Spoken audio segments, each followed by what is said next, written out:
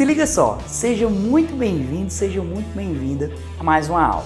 Nessa parte da trajetória do nosso curso, nós vamos conversar sobre princípios extremamente importantes, como é o caso do princípio de Pascal.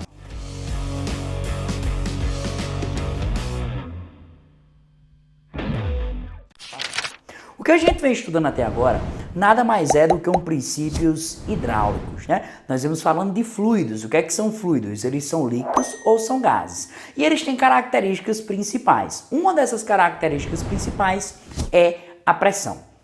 Quando a gente faz o estudo na parte de gases e de termodinâmica, esse estudo é um pouco mais direcionado para pressão, para volume, para temperatura, as equações de Clapeyron, os diagramas de Boyle, mas não é a nossa intenção aqui. O nosso objetivo é que você entenda o que é que significa pressão. A pressão para a gente na hidrostática nada mais é do que uma força aplicada sobre uma área. Essa força aplicada sobre uma área me gera justamente esse efeito que nós chamamos de pressão. Então, quando a gente pega um prego, por exemplo, ou então uma caneta, a gente nota que na ponta, se a gente colocar no nosso dedo, a gente sente mais dor do que naquela parte da cabeça. Por que isso acontece? Porque uma menor área me gera uma maior pressão. E todos esses conhecimentos estão agregados no nosso dia a dia. E essas aplicações é o que nós temos, aquela zoada quando o ônibus vai frear, por exemplo, faz tsh.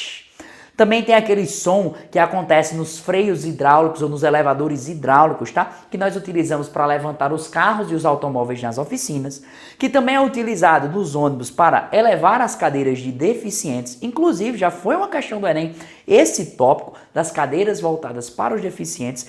E além de tudo isso, ela tem uma aplicação também na nossa corrente sanguínea. Caramba, na nossa corrente sanguínea, isso é na nossa corrente sanguínea, nós temos uma pressão chamada pressão arterial, que ela pode ser medida, né? Que o pessoal fala, a pressão arterial normal é 18 por 12. E o indivíduo, ao não fazer a prática de atividade física, ter uma má alimentação, junto com o consumo do álcool, gera grandes problemas, que é o acúmulo de gordura nas vias sanguíneas. E aí, gerando esse acúmulo de gordura, a área pelo qual o fluido que vai passar, que está no estado líquido, que é o sangue, né, ele vai ter uma área menor para passar. Mas o coração continua bobeando da mesma forma.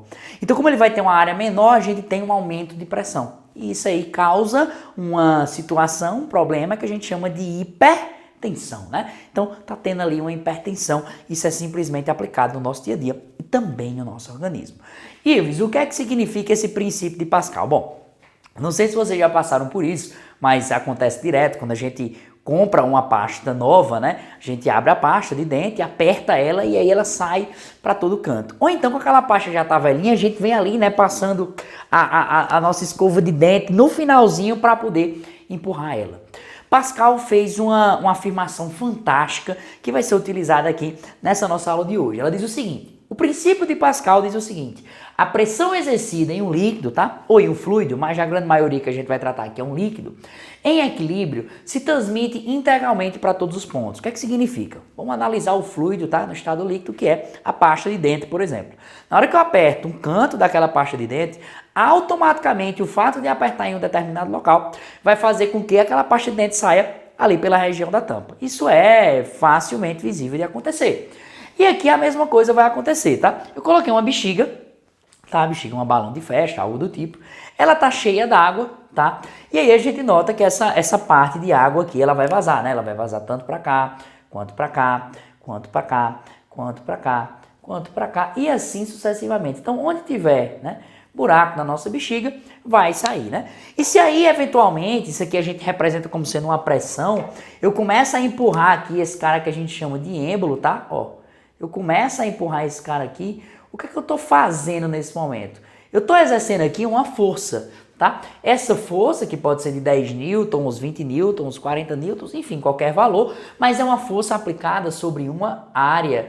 E aí, quando a gente tem uma força aplicada sobre a área, a gente tem um conceito de pressão, né? Então, eu estou aplicando uma pressão aqui. E aí, Pascal fez uma afirmação fantástica. Ele disse o seguinte: que a pressão que eu aplico aqui, vamos supor que fosse 10 a quinta Newton por metro quadrado, que é a mesma coisa que 10 a quinta Pascal, tá? Esse 10 a quinta Pascal é transmitido para esse orifício 1, para esse orifício 2, para esse orifício 3, para esse orifício 4, para o orifício 5, para o orifício 6 e para o orifício 7. Ou seja, a pressão em cada um desses pontos é a mesma. Tá? Então, é isso que Pascal queria dizer. E isso, gente, é comprovado cientificamente, experimentalmente, várias e várias vezes, que esse princípio de Pascal nos ajuda. Mas o que é que a prova do Enem vai querer trazer para você? Ele não vai trazer uma bexiga e perguntar se a pressão em todos os pontos é a mesma. Tá? Porque isso aqui foi um experimento de Pascal. Ele vai te pedir as aplicações. Uma das aplicações que nós temos são justamente os elevadores hidráulicos, tá? Então, os elevadores hidráulicos que são usados lá para levantar os automóveis ou para levantar os deficientes para levar na região do ônibus, eles são usados basicamente com essa mesma aplicação. Então, como é que funciona, né? Bom, se a pressão em todos os pontos é a mesma, quer dizer que se aqui dentro eu tenho um fluido, tá? Vou fazer esse fluido aqui de verde, pode ser um gás, tá? Geralmente no caminhão, no ônibus, a gente escuta aquela zoada, né, de gás, tss, como se estivesse vazando, né? Principalmente quando freia, quando para. A gente vai comentar mais na frente sobre freio hidráulico, tá? Depois que eu falar de torque, falar de tudo isso, aí a gente faz o encaixe, a conexão de todos os conteúdos envolvendo essa parte aqui, tá? Mas por enquanto a gente vai se contentar com essa aplicação, né? Então aqui a gente tem dois êmbolos, tá? Onde esses êmbolos eles são móveis. Mas nitidamente esses êmbolos eles possuem áreas diferentes, tá? Eu vou logo dizer para vocês que geralmente, tá? Essa base aqui desses êmbolos, elas têm um formato circular, tá? Então essa base desses êmbolos tem esse formato circular, cuja a gente tem um raio, né? Que esse raio é dado nessa relação aqui, né, do centro até a extremidade. Então a questão ela pode te dar tanto a área, tá, que seria aqui o composto todinho, beleza, como ele pode te dar o raio, e aí é onde os alunos se enrolam. Não esquece da matemática, a área de um círculo é dada como sendo dado como πr², tá? Por que eu tô te lembrando isso logo agora? Para você não pensar que o raio é diretamente proporcional à área, que já já eu vou fazer um jogo de proporcionalidade e você não se enrolar. Tá? Então eu quero que você entenda que a área, tá, desse cilindro aqui, que é um êmbolo, igual a seringa, tá, gente? Sobe e desce, ela tem valor aqui, tá, de πr², tanto de um lado quanto no outro, tá? Então aqui a gente tem uma área que a gente chama de área 1, tá? E aqui desse outro lado a gente tem uma área que a gente chama de área 2. Já já a gente coloca valores numéricos nessas áreas, só pra gente tentar fazer mais ou menos uma interpretação desse problema, tá? Então a gente tem uma área 1, a gente tem uma área 2, tá? E quando eu quero levantar esse cara, o que é que eu preciso fazer? Ah, se eu quero levantar esse cara, o gás ele tem que se deslocar dessa forma, né? Então, em outras palavras, esse cilindro aqui, a gente tem que fazer uma pressão, né? Uma força em cima de uma área que a gente vai chamar de F1 aqui. Essa força aplicada em cima de uma área vai me gerar uma pressão 1, que a pressão vai ser F1 sobre A1.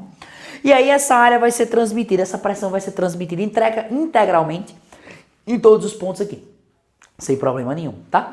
E aí o que é que vai acontecer, né? Bom, então se vai ser transmitido de formato integralmente transmitido, né? Então naturalmente isso daqui vai começar o quê? Isso aqui vai começar a subir, vai surgir aqui, né? Uma força 2, né? Vai surgir aqui tem uma força 1 e a gente tem aqui uma força 2 em cima de uma área 2, logo vai gerar uma pressão 2, né? Então eu tenho aqui uma pressão que é F1 sobre A1 e aqui outra pressão 2 que é F2 sobre A2. Só que a gente viu que no princípio de Pascal a pressão é sempre a mesma em todos os pontos. Então a pressão que eu faço aqui ela é idêntica a essa daqui. Em outras palavras, a pressão em 1 é igual à pressão em 2. O que é que isso significa dizer? Isso significa dizer que F1 dividido por A1 é igual a F2 dividido por A2. E aí é onde a mágica acontece. Repara só. Quando a gente olha para a área 1 e para a área 2, sem nem fazer nenhuma conta matemática, a gente já percebe que a área 2 ela é bem maior do que a área 1, né? Então a área 2 ela é bem maior do que a área 1. Quando a gente tem grandezas que se dividem entre si, na matemática a gente sabe que é diretamente proporcional. Então, por essa área ser maior, a gente entende que essa força aqui ela é maior, beleza? Então, por ter uma área maior, eu vejo que eu tenho uma força maior.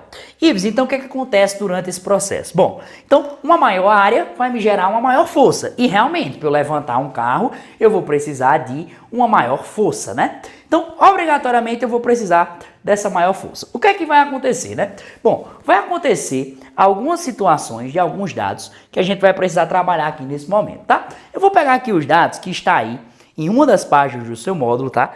Que ele diz o seguinte, que a força que vai ser aplicada aqui, essa força F1, ela equivale a 1000, tá? quilogramas força, tá? Essa área 1 aqui, ela equivale a 0,020 metros. Então, é 0,020 metros quadrados.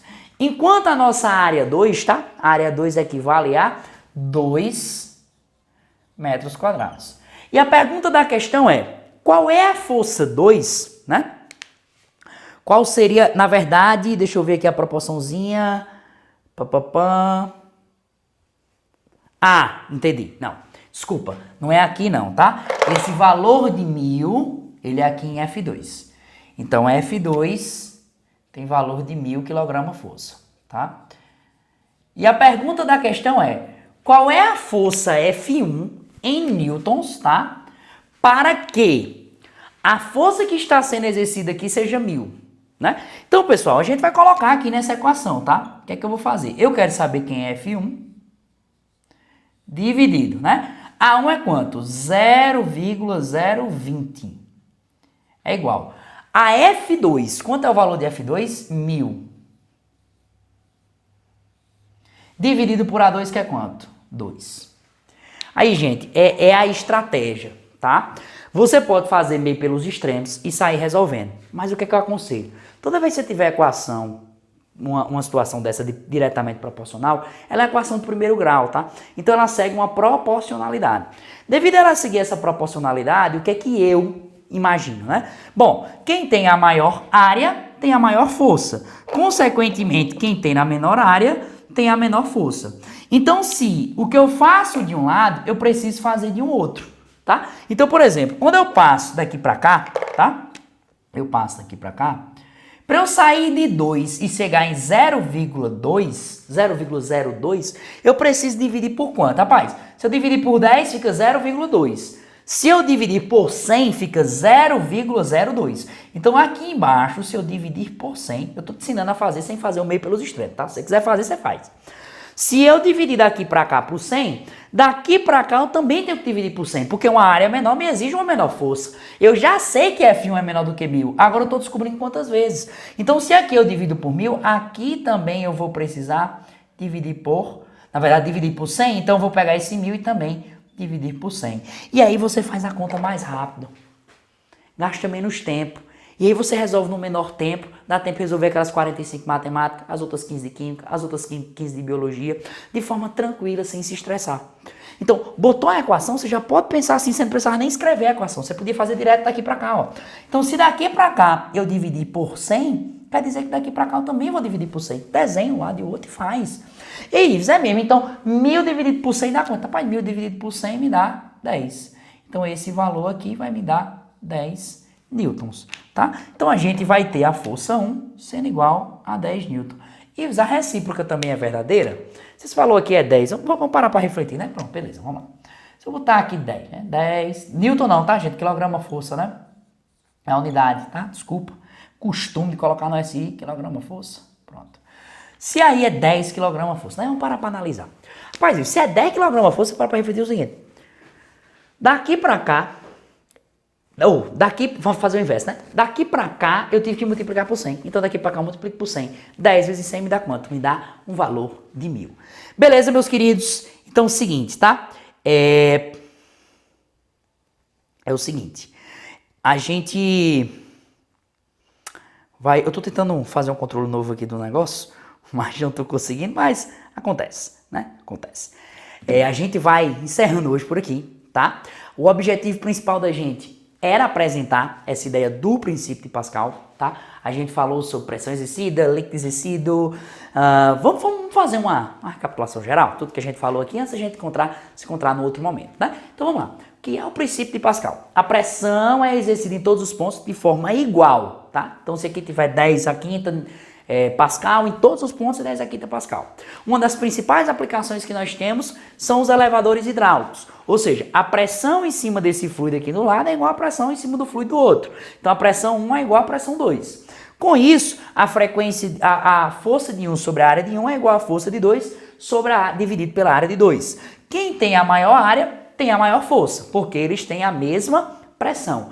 Toda vez que eu não quiser resolver quiser resolver em um tempo mais rápido, basta simplesmente fazer uma jogada de proporcionalidade e fazendo uma jogada de proporcionalidade eu vou conseguir resolver essas questões no menor tempo possível. Foi uma satisfação estar com você até aqui, tá? Um beijo e a gente se encontra no próximo vídeo, tá?